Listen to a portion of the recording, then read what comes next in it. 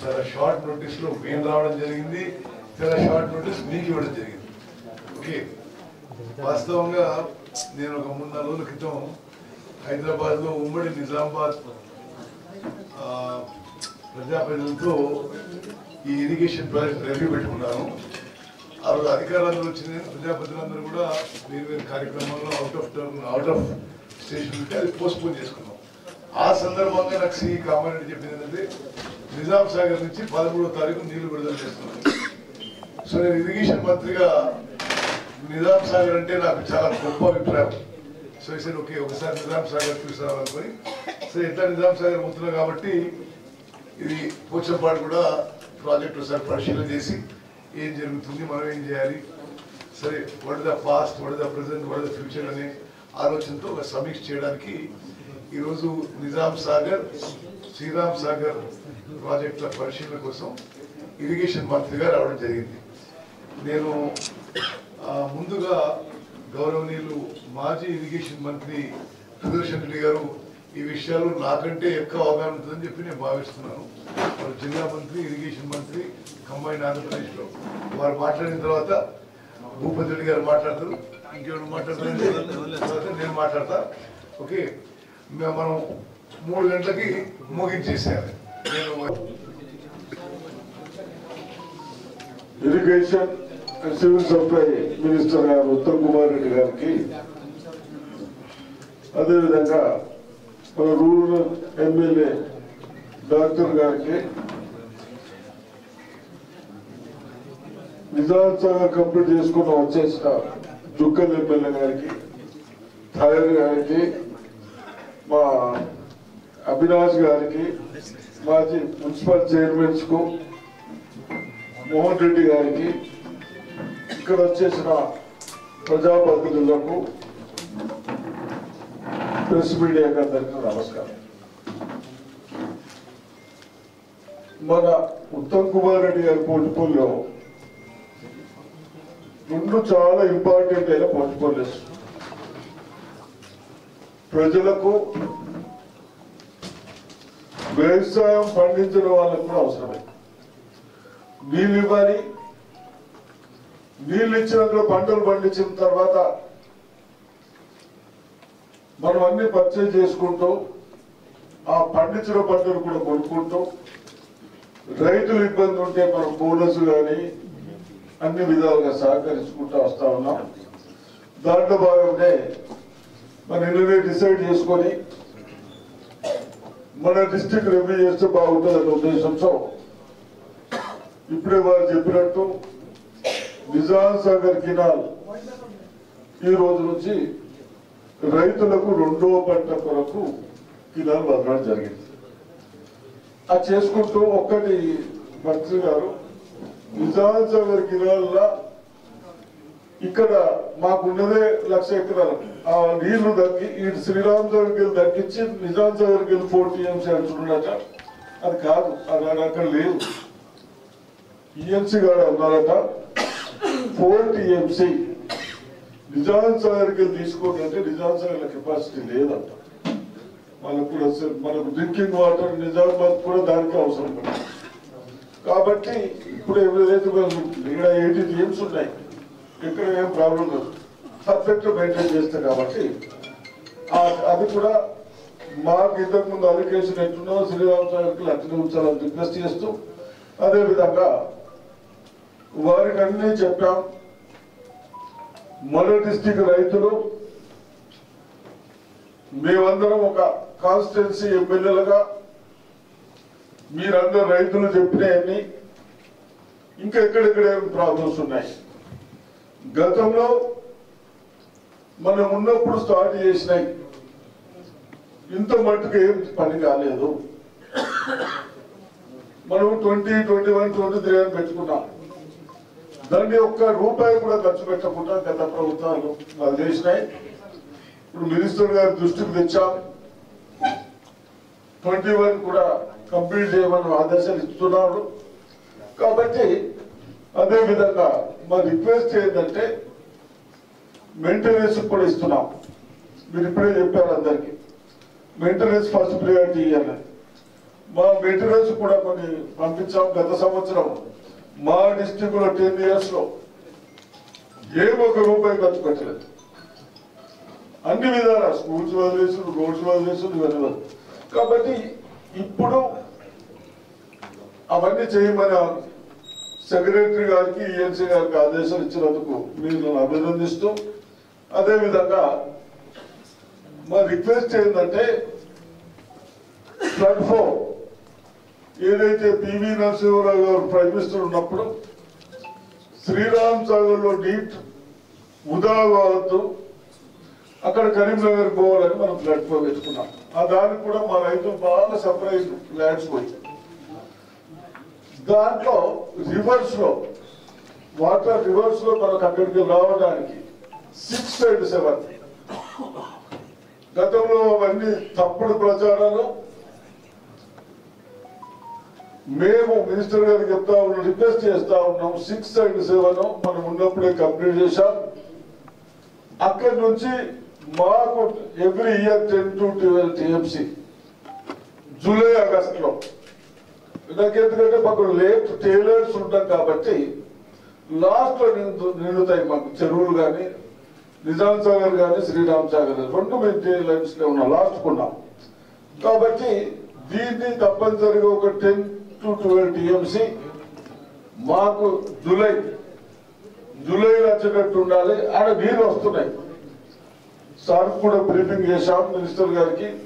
ఏదైతే మనం కడెము, ఆదిలాబాద్, పెద్దవాగు ఈ నీళ్ళన్నీ శ్రీపతిలో పెరిగిపోతాయి 60-70 TMC. దాంట్లోకి వెళ్ళి మనం 6 and 7 వేసుకొని తీసుకోమని చెప్పడం జరుగుతూ ఉంది. కాబట్టి తప్పనిసరిగా ఆ విధంగా చేస్తూ, అదేవిధంగా మీరు సివిల్ సప్లై తీసుకున్న తర్వాత కూడా ఎక్కడ కూడా మనకి ఇబ్బందులు కాకుండా పర్చేజింగ్ లో కూడా గతంలో 5 kgs 10 kgs కటింగ్ చేసేవాళ్ళు. అవన్నీ లేకుండా 1 kg కూడా చేయలేదు. కాబట్టి మీరు ఆ విధంగా మెయింటైన్ చేసినందుకు అభినందిస్తూ, అదేవిధంగా పేమెంట్లు కూడా వితిన్ 1 week లోపల వచ్చినాయండి. బోనస్ కూడా వస్తూ ఉన్నాయి. మా ఒకటే చిన్న రిక్వెస్ట్ ఏంటంటే మా రైతులందరికీ ఇలా కొద్దిగా ఎక్కువ పండించుకోండి, ఎక్కువ లోన్లు లేపుతారండి. అతి ఆశ 2 lakhs పైన లేపిన వాళ్ళు ఆ పైన కట్టిండ్రు, ఇంకా 2 lakhs కదా సిస్టమ్ ఉన్నారు. కాబట్టి అదొక్కటిగా అయితే వీళ్ళందరూ హ్యాపీగా ఉంటారు. అదొక్కటి మీకు అన్ని తీసుకొచ్చి ఇస్తాం. మీకు అదొక్కటి చేస్తున్నట్టు సరిపోతుంది. అదేవిధంగా ఈ 2-3 చేసుకుంటే నిజామాబాద్ డిస్ట్రిక్ట్ కానీ కేవలం మనం ఫ్లడ్ ఫ్లోతో వేస్తే నిజామాబాద్కే కాదు, అప్ టు జగ్జాల్ వరకు కూడా ఆ నీళ్లు వాటర్. ఎందుకు ఇన్ టైంలో జూన్ జూలైలో మనం పంటలు వేసుకుంటే దిగుబడి పెరుగుతుంది. కాబట్టి అది ఒక్కటి చేయాలని రిక్వెస్ట్ చేస్తా ఉన్నాం. ఇంకేమున్నాయి ఈ లిఫ్ట్ ఏది పైప్ లైన్స్ కానీ, మోటార్లు కానీ. అప్పుడు సురేష్ రెడ్డి ఉన్నప్పుడు మన ఫ్రెండ్, పాత ఫ్రెండ్, అన్ని లిఫ్ట్ పెట్టిండు. ఆ లిఫ్ట్ పెట్టిండు, అవి కొద్దిగా ప్రాబ్లమ్స్ ఉన్నాయి. వాళ్ళకి చెప్పలేకపోయినా ప్రాబ్లమ్స్ ఉన్నాయి. లాస్ట్ గవర్నమెంట్ లో ఉన్నా కానీ ఇప్పుడు మన మీద రైతులందరూ ఎక్కడెక్కడ అందరి చిన్న లిఫ్ట్ మోటార్లు ఖరాబ్ అయినా మోటార్ రిప్లేస్ చేయవచ్చున్నారు. టెండర్లు అయితే అదే పేపర్ ఇస్తారంటే అది చేపిద్దాం. ఇంకేమున్నాయి? ప్రెస్ లో ఏమైనా ప్రాబ్లమ్స్ ఉన్నాయా? లేవు కదా. మనం అందరం సస్యశాస్త్రం. అదేవిధంగా వారు అన్ని రివ్యూ చేసినందుకు అభినందిస్తూ మీ అందరూ కూడా సహకరించినట్టు బయలుదేరి అభినందిస్తున్నాం. జై హింద్. భూపతి రెడ్డి గారు 2 నిమిషాలు. ఓకే, నేను హెలికాప్టర్ వెళ్ళిపోతే నేను సివిల్ సప్లై మంత్రి మన పెద్దలు కుమారెడ్డి గారికి, మన జిల్లా పెద్దలు మాజీ మంత్రి గారు సురేష్ రెడ్డి గారికి, మరి లక్ష్మీకాంతరావు గారికి, ఎమ్మెల్యే చుక్కలు, మరి మోహన్ గారికి, మోహన్ గారికి, మరి గారికి, అదేవిధంగా నరసింహరావు గారు తమ సోదరుడు బ్రదర్, మరి సునీల్ గారికి, వినయ్ గారికి, అందరూ కూడా పత్రికా అందరికీ కూడా నమస్కారం తెలియజేస్తూ చాలా సంతోషం. ఎన్నికల కంటే ముందు 2021 ప్యాకేజ్ మొత్తం కూడా మనం ఐసిటీస్ పాత మోడల్లో రాజశేఖర రెడ్డి గారు కట్టినటువంటి ప్రాజెక్ట్ మనం కంప్లీట్ చేస్తాం. ఆ రోజు ప్రామిస్ చేసినాం. ఈ రోజు మంత్రివర్యులు వచ్చి మన మొత్తం రివ్యూ సమీక్ష చేసి మరి ఎందుకంటే మన నిజాం సాగర్ టేలెంట్ లో ఉన్నటువంటి 8 లక్షల ఎకరాలకు నీళ్ళు ఇవ్వడానికి కావాల్సిన ప్రాజెక్ట్ అప్పుడు పెద్దలు సుదర్శన్ రెడ్డి గారు ఇరిగేషన్ మంత్రిగా ఉన్నప్పుడే 80% కంప్లీట్ అయింది. 10 సంవత్సరాలు రీడిజైనింగ్ పేరు మీద ఏదో పైప్ లైన్ అదని ఇదని కొన్ని వందల కోట్లు ఖర్చు పెట్టింది, కానీ ఒక గుంట కూడా నీళ్ళు ఇవ్వలే. మరి వాళ్ళ మంత్రివర్గం ప్రామిస్ చేసింది ఏంటంటే 21 ప్యాకేజ్ ఎంతైనా కానీ 600 కోట్లు కానీ 500 కోట్లు కానీ ఇది ఏంటంటే ఒక పెండింగ్ ప్రాజెక్ట్ గా మిగిలిపోతుంది. తక్కువ ఖర్చులో ఎక్కువ ఆయకట్టు వచ్చేటువంటి ప్రాజెక్ట్ వల్ల మనకు ఈ ప్రాణేత చెవుల 21 ప్యాకేజ్ ఉంది. దాన్ని పూర్తిగా కంప్లీట్ చేసి మనకు హామీ ఇచ్చింది. దానికి మంత్రివర్గ ధన్యవాదాలు తెలియజేస్తాము. అదేవిధంగా చిన్న చిన్న ఇప్పుడు మన రామాడు project left and right canal lining కానీ ఇంకా కొన్ని ఇప్పుడు మంచిపచ్చలు లైనింగ్, తర్వాత ఈ మన కులాస్పూర్ చెరువు లైనింగ్, చిన్నవాయి చెరువు లైనింగ్ అన్ని కూడా మనము పెట్టడం జరిగింది. తర్వాత ఫ్లడ్ దీంట్లో ఏది ఫ్లడ్ డ్యామేజ్ కింద జరిగిన దాంట్లో కూడా పోయడం అన్ని కూడా ఫండ్స్ రిలీజ్ చేస్తామని చెప్పారు. చాలా మటుకు కొన్ని అయినాయి.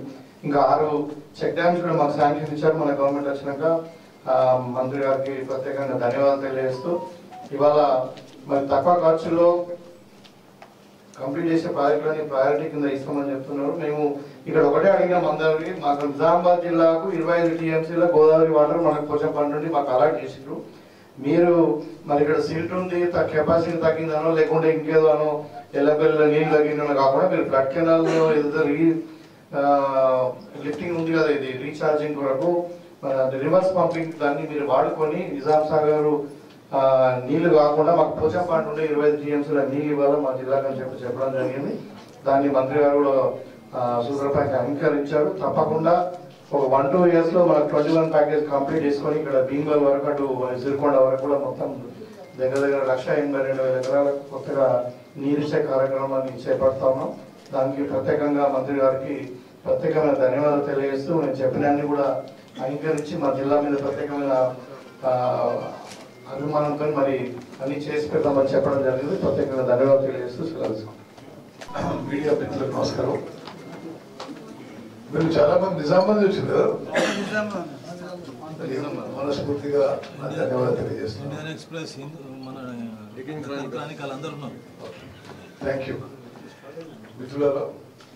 ఇది నేను మీకు ముందు చెప్పినట్టుగా నేను ఈరోజు ఉమ్మడి నిజామాబాద్ జిల్లాకి రావడానికి ప్రధాన కారణం నిజాం సాగర్లో రబీ పంటకి నీటి విడుదల చేయడానికి వచ్చాను. అదొక హిస్టారికల్ ఇరిగేషన్ ప్రాజెక్టుగా నేను ఎప్పుడు ఆ ప్రాజెక్టు కట్టిన తీరు, ఆ ప్రాజెక్టు 100 ఏళ్ల కింద కట్టడం, అప్పటి నుంచి నిరంతరంగా మరి చెక్కు చెదరకుండా ఏ విధంగా అయితే ప్రాజెక్ట్ కొనసాగుతుందో నేను దాన్ని అడ్మైర్ చేస్తూ ఈరోజు దానికి రావడం జరిగింది. అక్కడ నిజాం సాగర్ ప్రాజెక్ట్ విషయంలో కూడా మొత్తం ఒకసారి రివ్యూ చేసినాము. మరి ఇప్పుడు ఏం జరుగుతుంది, ఏం చేయాలి, ముందుకు ఏ విధంగా పోవాలనే విషయంలో. సరే, ఉమ్మడి నిజామాబాద్ జిల్లాలో మరో ప్రతిష్టాత్మకమైన ప్రాజెక్టు మరి SRSP కూడా విజిట్ చేసి ఇప్పుడు అందరూ chief engineers, ENCs, concern principal secretaries, ఉమ్మడి జిల్లాలో ప్రజాప్రతినిధులందరూ కూడా ఆహ్వానం పంపించి ఒక రివ్యూ లాగా చేసుకున్నాం. నేను ఈరోజు BRS BJP శాసనసభ్యులు కూడా ఈ రివ్యూలో పాల్గొన్నారు. ఒక పాజిటివ్ కన్స్ట్రక్టివ్ దృక్పథంతో ఉమ్మడి నిజామాబాద్ జిల్లాకి మేలు చేయాలనే ఒక దృఢ సంకల్పంతో ఒక మంచి ఆలోచనతో ముందుకు పోవడం జరిగింది. శ్రీరామ్ సాగర్ ప్రాజెక్టు విషయంలో నిస్సందేహంగా భారతదేశంలోనే ఒక ప్రతిష్టాత్మకమైన మరి ప్రాజెక్ట్. జవహర్ లాల్ నెహ్రూ గారి విజిట్ చేసిన మరి ఈ చారిత్రక కట్టడం మనందరికీ ఎంతో గర్వకారణం. ఆ విషయంలో ఇప్పుడు ప్రస్తుతం స్టోరేజ్ ఎంత ఉంది, మరి ఏ విధంగా నీళ్ళు ఇవ్వాలి, రబీకి ఏ విధంగా నీళ్ళు ఇవ్వాలి, ఎన్ని ఎకరాలకు ఇవ్వాలి, అవన్నీ కూడా ఈరోజు అన్ని పార్టీల ప్రజాప్రతినిధులు కూడా మేము చర్చించడం జరిగింది. 2-3 విషయాలు మేము తీసుకున్న నిర్ణయాలు కూడా మీకు నేను మనం చేస్తున్నాను. మరి ప్రజాప్రతినిధులందరి అభిప్రాయం మేరకు package number 21, package number 21, 22 and 27 పూర్తి చేయాలి, వేగవంతంగా చేపట్టాలని అని ఈరోజు నిర్ణయం తీసుకొని నేను కన్సర్న్ ప్రిన్సిపల్ సెక్రటరీకి ఈఎన్సీ గారికి కూడా ఆదేశాలు ఇవ్వడం జరిగింది. అదేవిధంగా ఈ రెగ్యులర్గా ఇప్పుడు ఈ కాలువలు, ఈ స్లూస్లు, ఈ ఓటీలు గత 10 ఏళ్లుగా ఇరిగేషన్ డిపార్ట్మెంట్లో రొటీన్ వర్క్, సామాన్యంగా చేయాల్సిన పనులన్నీ నెగ్లెక్ట్ అయ్యి ఒక ఇంతగా ఇరిగేషన్ ప్రాజెక్టులకి, ఇరిగేషన్ డిపార్ట్మెంట్కి ఎంతో నష్టం జరిగింది. అంటే కాలువలకు మెయింటెనెన్స్ లేదు, జంగల్ క్లియరెన్స్ లేదు, చాలా చోట్ల షటర్లు కొట్టకపోయినాయి, చాలా స్లూస్లో ప్రాబ్లం ఉంది. సరే ఒకటి. అదేవిధంగా ఇక్కడున్న కాలువలకు కూడా మరి చాలా మంది ప్రజాప్రతినిధులు, అధికారులు కూడా ఆ విషయం తెలియజేశారు. వార్ ఫుటింగ్లో రాష్ట్ర వ్యాప్తంగా కాలువల మరమ్మత్తు, ఎగ్జిస్టింగ్ ప్రాజెక్ట్స్ యొక్క మరమ్మత్తు, కాలువలు, స్లూస్లు, షట్టర్లు, యూటీలు ఇవన్నీ కూడా మరి మెయింటెనెన్స్ కింద చేపట్టాలని నేను ఆదేశాలు ఇవ్వడం జరిగింది. అదేవిధంగా మీ అందరికీ ఒక విషయం తెలవాలి. 10 ఏళ్ల పాటు ఇరిగేషన్ శాఖని ఎంత నెగ్లెక్ట్ చేసినంటే కేసీఆర్ గారు వాళ్ళ ప్రభుత్వం ఎవరుంటే వాళ్ళు ఆ ఇరిగేషన్ డిపార్ట్మెంట్ స్ట్రక్చరే, ఆర్గనైజేషన్ స్ట్రక్చరే అస్తవ్యస్తంగా అయిపోయింది. అంత యాడ్హాక్ ప్రమోషన్స్, ఇష్టం ఉంటే పైకి లేకపోతే కిందికి, ఇష్టం ఉంటే మంచి పోస్టు లేకపోతే సైడ్ లైన్ పోస్టు, ఆ విధంగా మొత్తం ఇరిగేషన్ డిపార్ట్మెంట్ స్ట్రక్చర్ అస్తవ్యస్తం అయిపోయింది. మేము వచ్చి దాన్ని పూర్తిగా కొన్ని రిఫార్మ్స్ తీసుకొచ్చి, స్ట్రీమ్ లైన్ తీసుకొచ్చి ముందుకు తీసుకుపోతున్నాం. ఉదాహరణకి మేము 700 అసిస్టెంట్ ఎగ్జిక్యూటివ్ ఇంజనీర్లని కేవలం ఇరిగేషన్ డిపార్ట్మెంట్లోనే రిక్రూట్ చేసినాం. నేను మీకు మనస్ఫూర్తిగా చెప్పి నాకు చాలా సంతోషం కలిగింది. ఆ రోజు ముఖ్యమంత్రి గారి సమక్షంలో జలసౌదాలో 700 మంది యంగ్ ఇంజనీర్లని, ఐఐటి, ఎన్ఐటి గ్రాడ్యుయేట్స్, అందులో సగం మంది ఐఐటి అండ్ ఎన్ఐటి గ్రాడ్యుయేట్స్ మన ఇరిగేషన్ డిపార్ట్మెంట్లో చేరడం, అది ఆ మొత్తం ప్రక్రియలో నాది కూడా కొంత భాగస్వామ్యం ఉండడం, అంటే ఆ రిక్రూట్మెంట్ త్వరగా జరగడం, అన్నింటిలో ప్రాసెస్లో చాలా సంతోషం వచ్చింది. అంటే ఇరిగేషన్ డిపార్ట్మెంట్ ఎట్లా బలపరుస్తున్నారంటే మీకు తెలియజేస్తున్నాను. అదేవిధంగా 10 ఏళ్ల పాటు నేను కూడా 7 సార్లు ఎన్నికైనా ఒక నాగార్జున సాగర్ ఆయకట్టు కిందనే. అసలు ఈ 10 ఏళ్ల పాటు ఎవ్వరూ కాలువల మీద పోక, అసలు లస్కర్లు, హెల్పర్ లేరు, ఏఈ లేరు, ఏదో అసలు ఈ భగవంతుని దేవాలయం నడిచినట్టుగా నడిచింది. అందుకోసం ఇక్కడ పోయి కూలింది. ఓకే, ఇప్పుడు 1800 అంటే 700 మంది ఏఈలను రిక్రూట్ చేసినాం.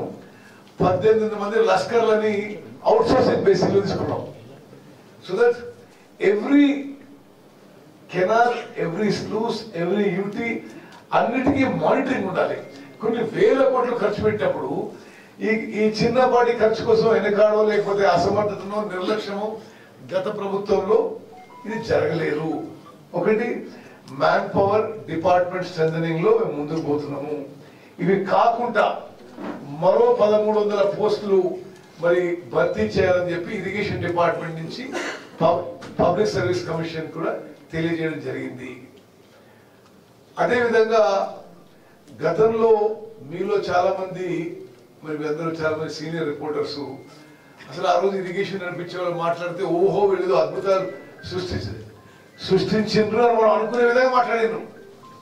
కానీ నేను ఇరిగేషన్ మినిస్టర్గా చూస్తే అసలు పూర్తిగా ఆర్థికంగా, నీటి కేటాయింపుల్లో, మరి అదేవిధంగా ఆర్గనైజేషన్ స్ట్రక్చర్లో ఇరిగేషన్ శాఖకి చాలా నష్టం చేసిండ్రు, ప్రాజెక్టులకు నష్టం చేసిండ్రు.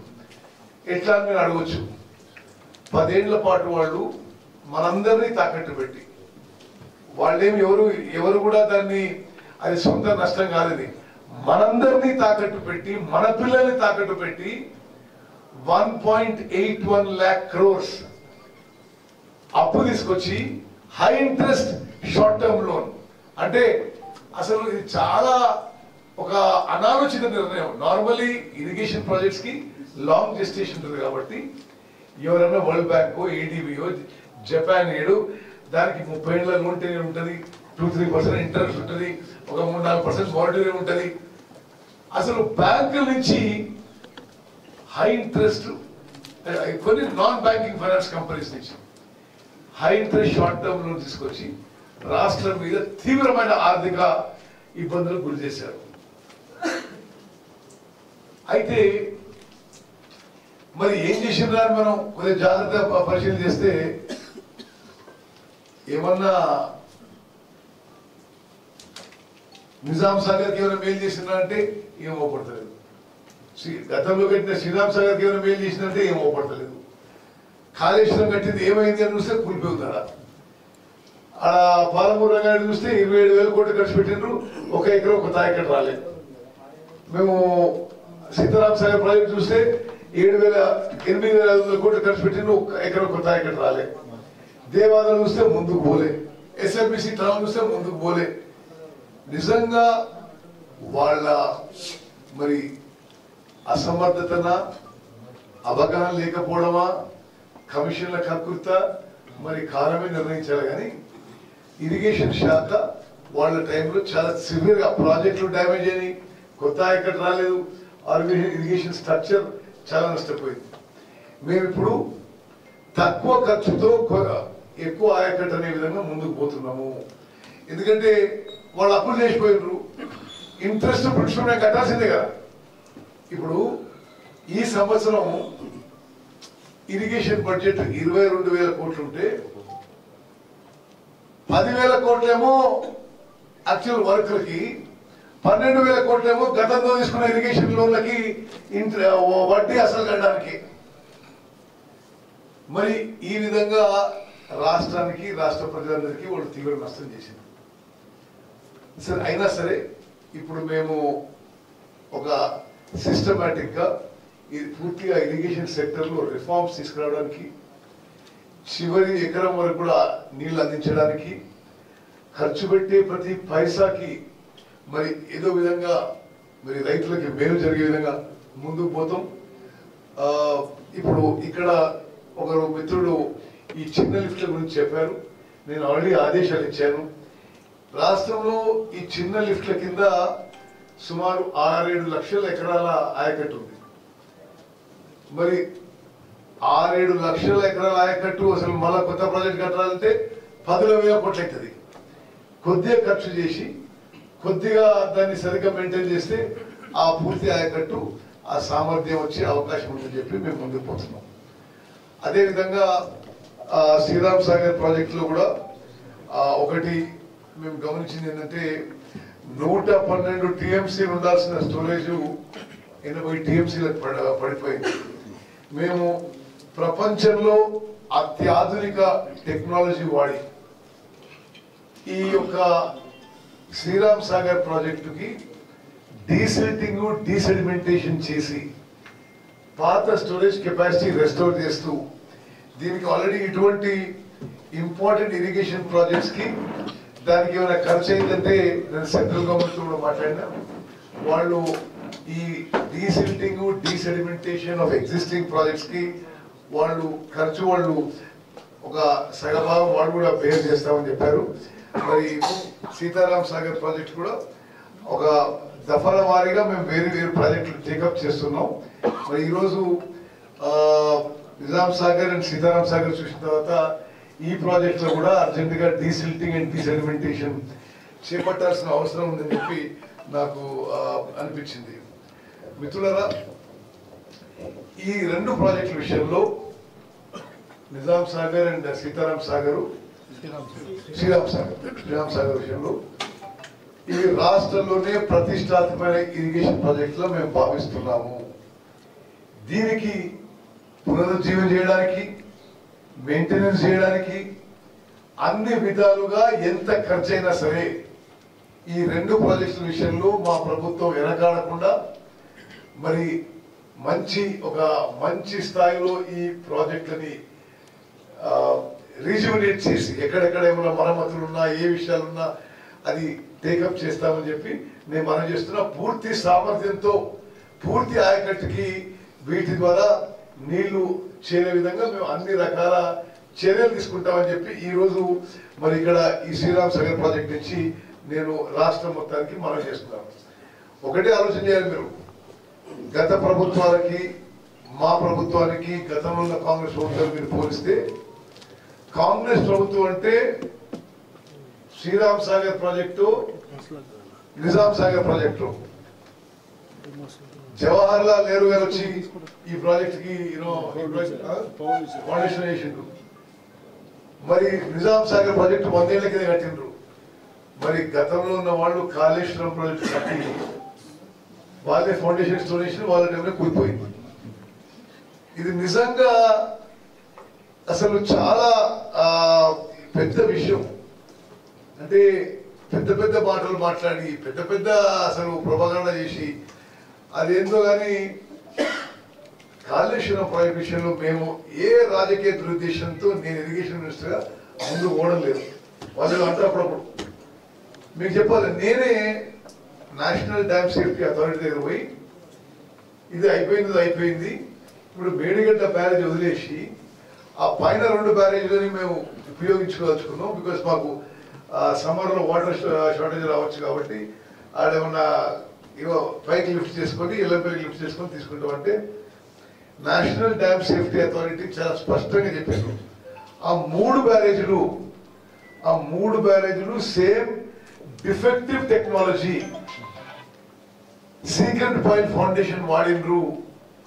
ఇవి మేము ఇంకొన్ని టెస్టులు చేయింది ఈ పరిస్థితుల్లో అయితే మేము మీకు అనుమతి ఇవ్వలేము. వాళ్ళు చాలా స్పష్టంగా లిఖితపూర్వకంగా ఏమన్నారంటే డిజైన్ లో డిఫెక్షన్ ఉంది ఆ 3 బ్యారేజీల మీద, కన్స్ట్రక్షన్ లో డిఫెక్ట్ ఉంది, ఆ తర్వాత మెయింటెనెన్స్ లో డిఫెక్ట్స్ రైటింగ్ లో ఇచ్చారు.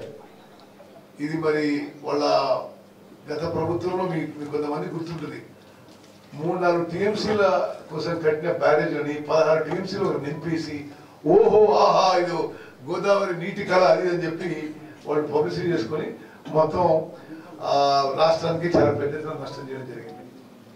ఇది చెప్తూ మీకు ఇంకో పెద్ద విషయం చెప్పాలి. ఆ 3 బ్యారేజీల నుంచి మా ప్రభుత్వం వచ్చిన తర్వాత ఒక్క చుక్క నీళ్లు వాడలేకపోయినాము. మాకేం రాజకీయ దురుద్దేశం లేదు, వీలైతే ఉపయోగించుకుందామని. కానీ ఆ బ్యారేజెస్ లో ఇప్పుడున్న పరిస్థితుల్లో స్టోరేజ్ చేస్తే అది కొట్టుకపోతున్న సరే ప్రమాదం ఉందని చెప్పి మేము అది ఆపెట్టాము. ఎందుకంటే central government agency NDSA clearance ఇవ్వాలి. ఆ 3 బ్యారేజెస్ ఆపెట్టి ఒక్క చుక్క నీళ్లు వాడకున్నా ఈ వానాకాలం పంట తెలంగాణలో 66.7 లక్షల ఎకరాల్లో 153 లక్షల మెట్రిక్ టన్నుల వరి పంట పండింది. అంటే మీడియా మిత్రులారా, ఇది భారతదేశంలో ఏ రాష్ట్రంలో ఇంత పంట ఈ వరి పంట ఒక పంటలో పండలేదు. మొత్తం భారతదేశంలో 29 రాష్ట్రాల్లో, కంబైన్డ్ ఆంధ్రప్రదేశ్ లో 23 జిల్లాల్లో ఇంత పంట పండలేదు. తెలంగాణలో గత 10 ఏళ్ళుగా ఇంత పెద్ద పంట పండలేదు. మరి మంచి వర్షాలు పడ్డాయి భగవంతుని దయ వల్ల. అగ్రికల్చర్ ఇరిగేషన్ డిపార్ట్మెంట్స్ సరే వాళ్ళ రోల్ సరిగ్గా ప్లే చేయడం. భారతదేశంలో హైయెస్ట్ ప్యాడీ క్రాప్ ఈసారి అప్రాక్సిమేట్ గా 40 లక్షల వరి రైతులు 66.7 లక్షల ఎకరాల్లో 153 లక్షల మెట్రిక్ టన్ను పండించారు.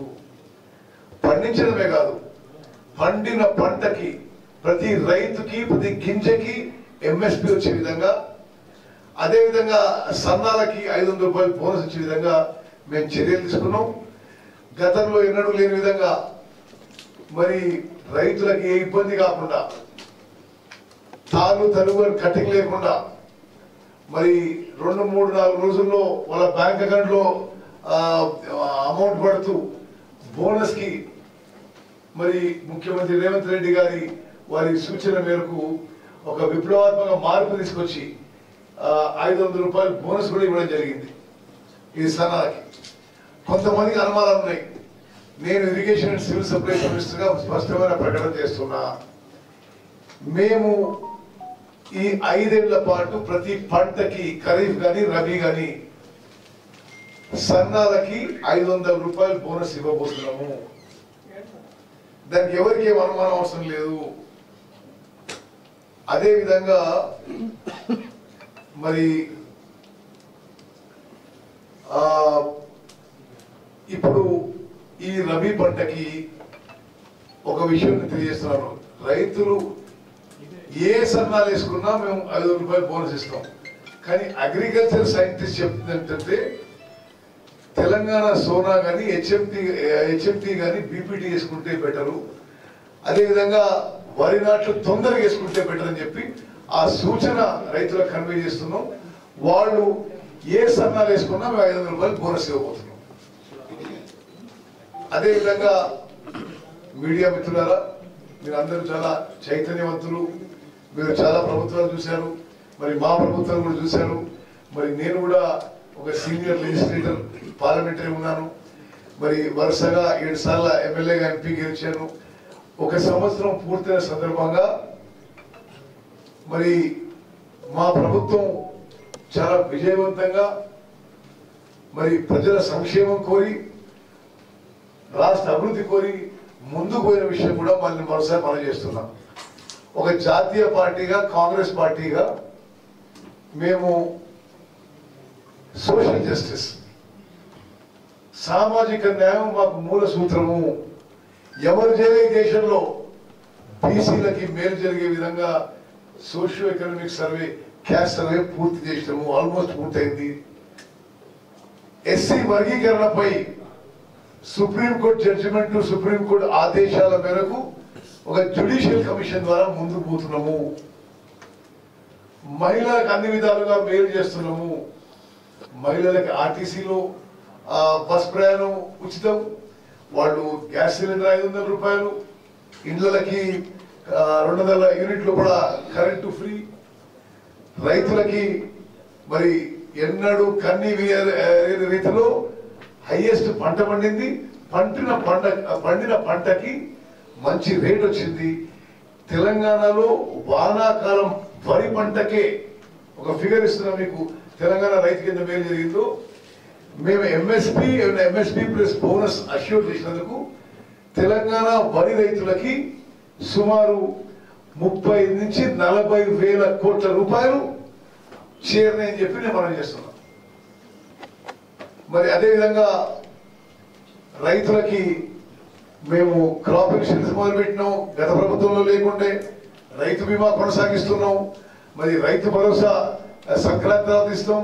అన్ని విధాలుగా మేము రైతు పక్షపాత ప్రభుత్వం అని చెప్పి మనం చేస్తున్నాం. మన పిల్లల విషయంలో, నిరుద్యోగుల విషయంలో నేను ఈ సపరేట్ తెలంగాణ ఇష్యూస్ కానీ ఈ ఇష్యూస్ లో ఏదో ఒక రోల్లో నేను ఒక కీలక పాత్ర పోషించిన, అంటే ఆ సబ్జెక్ట్ తయారు చేయడంలో కానీ ఇతర విషయాల్లో కానీ. తెలంగాణ రావడంలో అందరికీ తెలుసు కీలక రోల్ అన్ఎంప్లాయ్మెంట్.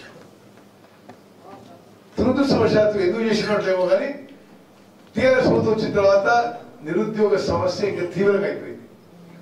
10 ఏళ్ల పాటు వాళ్ళు గవర్నమెంట్, కనీసం వాళ్ళు గవర్నమెంట్ లో వేకెన్సీస్ నింపుకోలేకపోయారు.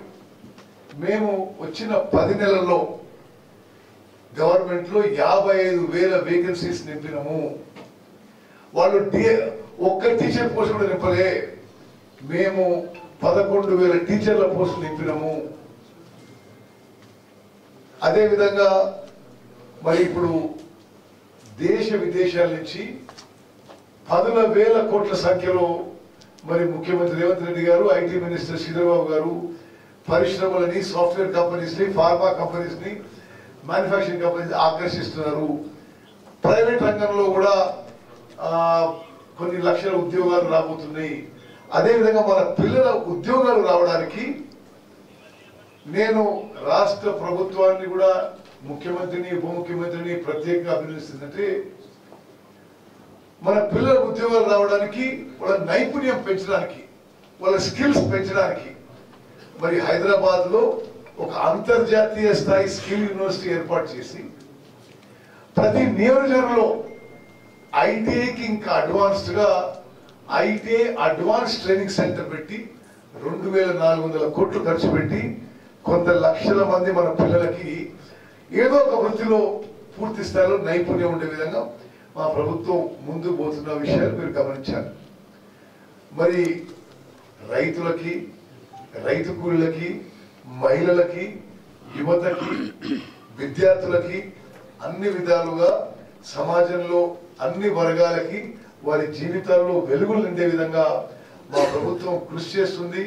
ఒక సంవత్సరం పూర్తి చేసే సందర్భంగా మరి తెలంగాణ సమాజంలో అన్ని వర్గాల ప్రజలు మమ్మల్ని ఆశీర్వదించాలని చెప్పి నేను మీ ద్వారా కోరుకుంటూ, ఇరిగేషన్ అండ్ సివిల్ సప్లైస్ మినిస్టర్గా మీకు ఇది ఒకే విషయం చెప్తా, ఇరిగేషన్ లో మొత్తం సెక్టర్ ని రిఫార్మ్ చేస్తాం.